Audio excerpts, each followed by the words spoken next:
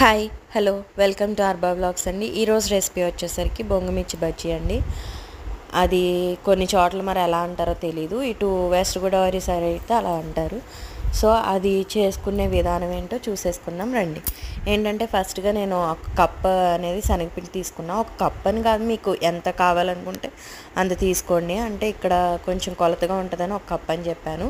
తీసుకున్నాక ఒక స్పూన్ అనేది వరిపిండి వేసుకొని అండ్ కొంచెం వంట సోడా అనేది వేసుకొని అండ్ వామ్ అనేది కొంచెం నలుపుకుంటా వేసుకొని తగినంత సాల్ట్ అది వేసుకొని అండ్ లాస్ట్లో వేసింది ఇందాక హాట్ ఆయిల్ అండి, అంటే కొంచెం మరిగించిన నూనె అనేది అందులో వేసి బాగా ముందు వాటర్ వేయకముందే మొత్తం పట్టేటట్టు అలాగ కలుపుతూ వచ్చానండి. కలుపుకున్నాక ఏంటంటే కొంచెం కొంచెంగా నాకైతే ఒక హాఫ్ కప్ కంటే కొంచెం ఎక్కువ పట్టింది వాటర్.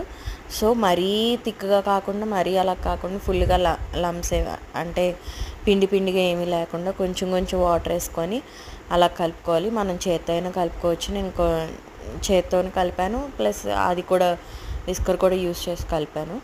అండ్ నెక్స్ట్ అవి వాటిని చిన్న క్యాప్సికమ్లే బొంగులు అని అంటారండి. అది తీసుకొని అలాగ మనం కొంచెం హీట్ అయిన తర్వాత ఆయిల్ ఏదైతే ఉందో దాంట్లో అలాగ డిప్ చేసుకొని అందులో వేసేసుకోవడమే.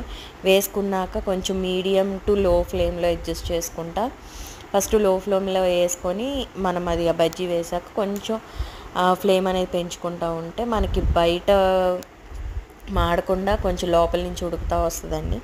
సో అలా అయిపోయాక వాటిని తీసుకొని పక్కకు పెట్టేసుకోవాలి. పెట్టేసుకున్నాక ఏంటంటే ఇప్పుడు మధ్యలో కరెక్ట్గా కట్ చేసుకొని పీసెస్ ఏవైతే ఉన్నాయో కట్ చేసుకున్నాక అందులో నేను పెరుగు వేస్తే టేస్ట్ బాగుంటుందండి.